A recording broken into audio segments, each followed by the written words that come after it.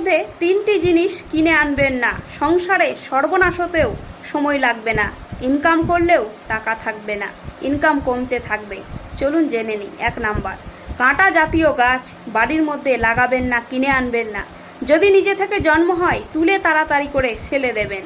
6 ইঞ্চির বড় যে কোনো প্রতিমা বাড়ির মধ্যে রাখবেন না। যদি রাখেন তাহলে প্রচুর নিয়মকানুন মেনে চলবেন। প্রতিদিন পুজো দেবেন। প্রতিদিন শুকনো ফুল রাখবেন না, ফুলগুলো উঠিয়ে ফেলে নতুন ফুল দিয়ে পুজো করবেন। এঁঠো বাসন 1 ঘন্টার বেশি ঠাকুরের কাছে রাখবেন না, সেই এঁঠো বাসনটা পরিষ্কার করে দেবেন। প্রচুর নিয়মকানুন মেনে চলবেন, না হলে সর্বনাশ হয়ে যাবে সংসারে। এই কারণে পুজো পাঠ যদি খুব ভালোভাবে না করার সময় পান তাহলে 6 ইঞ্চির বেশি বড় প্রতিমা বাড়ির মধ্যে রাখবেন না। শালিগ্রাম বাড়ির মধ্যে রাখলে প্রচুর নিয়ম কারণ ভগবান বিষ্ণুর মেনে চলতে হয়।